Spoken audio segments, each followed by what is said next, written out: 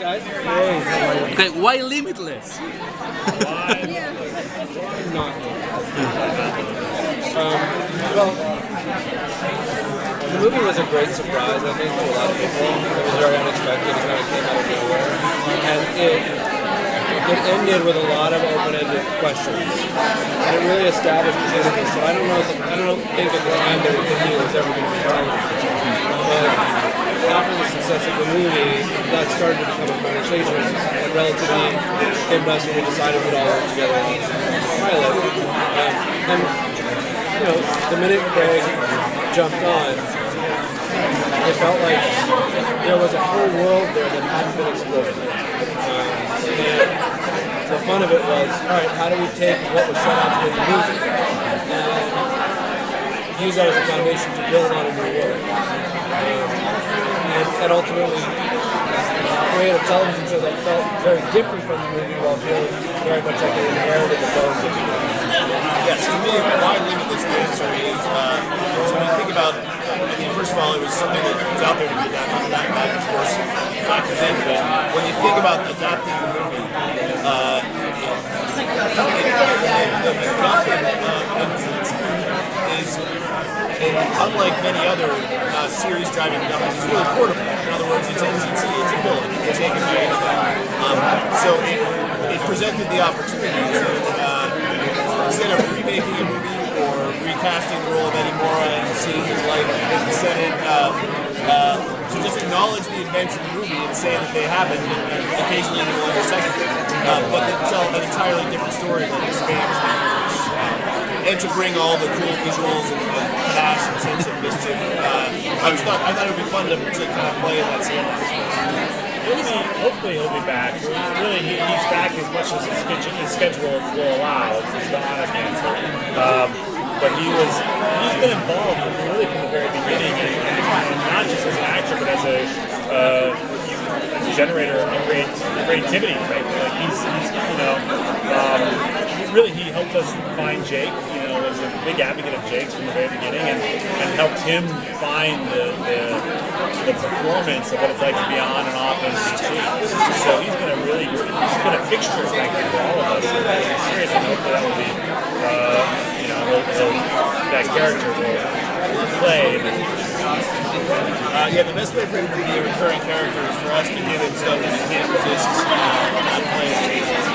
He's a very busy guy, and we have to acknowledge the reality of that. We don't own him for a certain number of episodes. He's very involved in the pilot, he's been very involved in the series so far.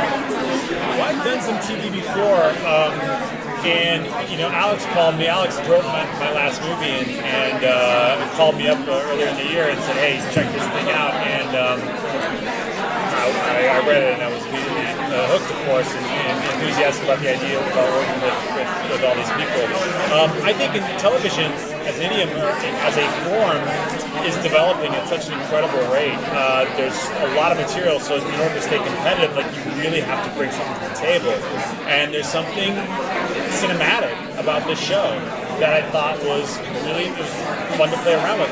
Also in movies, it's becoming more and more difficult to find just dramatic material to work with, and I thought this was an amazing opportunity to do something that was both visual and cinematic, had characters with a lot of depth, and capacity to grow and understand these characters. So you simply just can't do it in movies. You think about it, you think about these characters in a different way, almost like a novel, and that's been a really exciting, or frankly as a comic book character. There are episodes that explore different reflections of that character. So for me, characters are the reason I'm doing all the things in the first place. It's a great way and opportunity to explore it. The concept is very Michael Crichton. Now you're gonna keep that tone again, just keep it with the 70s vibe of Michael Crichton, for example. Yeah. I don't know that I think the show has a 70s vibe, but I totally get the Michael Crichton vibe for sure. What was always kind of great about Michael Crichton was he would take science and he would come up with this unbelievable idea that had at its core a wish fulfillment. Dinosaurs to be brought back. Spaceship plan in the ocean. But there was always a real moral question at the center of what's the price tag of this. What's the impact of the what we really like about the possibility of the show is that it isn't an easy answer. There's a lot of wishes fulfillment. Everybody wishes they could take a drug that would enhance their ability to be whatever they want to be. There is no magic drug that comes out of place. So what's that going to mean? And what does it mean that in order to do this thing, he has to allow everybody in his life?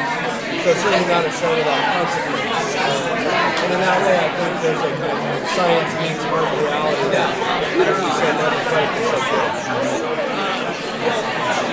The title Limitless is very appealing and works great for the series, but it doesn't mean that there are literally no boundaries on the characters. The drug turns you into an advanced version of yourself, but part of I took it and you took it, you have strengths and talents that are different from mine. If you're a good artist, you're that much better. And I'm still that far behind you after I take the pill. So your limitations are still your limitations, you're just operating from a different baseline. And you can't, it doesn't confer any kind of physical enhancement to you either. There are no superpowers that come from the drug. Beyond using your intelligence to apply your body in creative ways, but so there's really no expansion of what you're doing physically. So yeah, you can still get pumped on the head or squashed by a safe. You know, I mean, there are the dangers of the world are still the dangers for our character. I think a big part of it was it's not Bradley Cooper on the page or what we ended up with, and it's never supposed to be, and to find an actor who can play both the comedy and the everyman and that very focused, intelligent, controlled. I think much more challenging than we all really thought it would be. And we actually found Jake probably a month ahead of when we actually cast him. And as it tends to go in all of Network Pilot season, you don't necessarily see it, but we all loved him. And then for various reasons, there were other people who were exploring. And Bradley especially knew from the beginning, this is the guy, he's the perfect guy. And we all, the network included, just fell in love with him. Yeah, it's not just a question of falling in love with somebody, which we all did with Jake. It's contending with the idea that there's until the deadlines get real, there's always this idea that, well, there's a more perfect person maybe out there, so let's just keep looking and keep looking. And so it's always there's a lot of psychology in the process. It's hard. Is there a recurring main villain throughout the whole TV show?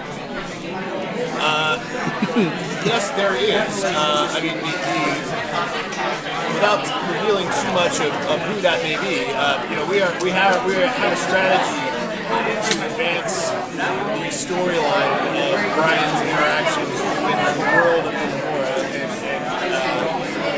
and with the reasons that Eddie Mora has planted him within the FBI, without necessarily having access to Bradley Cooper for all this episodes of the run. And so, the villains are sort of not traditional. Nobody's all bad, I think, in this world. But Brian will wrestle with whether his intentions are ultimately good or bad. He'll wrestle with even within the FBI there are shades of gray in the show. But there will be one overarching adversary that he goes up against in this and every season. Thanks, everyone. It was really kind of, it was awesome. I mean, we had worked together in American Sniper, which was I thought that was a great experience on its own, but I never really even imagined that it would lead to something else. I mean, other than the things that it led to, but I didn't think that, it was a surprising thing. I started hearing it from agents hey, there's a script that's going on based on the Bradley Cooper movie. My friends were auditioning for it, and I was still in New York, so I wasn't. And they were like, well, Bradley's really kind of got you in mind for this role. And I was like, what? Shut up. Because sometimes your agents will say things like that to just get you to do stuff. And slowly, as I met with more people that were creatively involved in the show, I realized, he was really pitching me. And then I finally talked to Bradley, and he was very enthusiastic about playing the role. It was kind of the coolest thing. Have you guys seen the whole pilot yet? No. Oh, you weren't there today? No.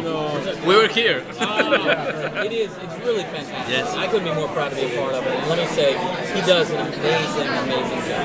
So it's special. It's a special show. It really is. I mean, it was a role that was really. I mean, I'm so glad that Bradley and anybody even thought of me, because it's kind of like playing two parts, especially in the pilot. You play kind of this lovable loser who's not really going anywhere to this guy who's all of a sudden been exposed to this whole new life he can have with like an unlimited potential.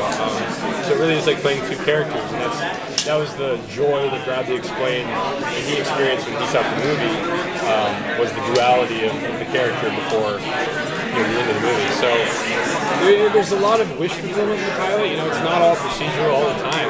Like the first time you take the pill, you all of a sudden realize like, holy shit, I can play the guitar like a maestro. I can, help solve my dad's sickness. I can do basically anything I put my mind to for this short duration of being high.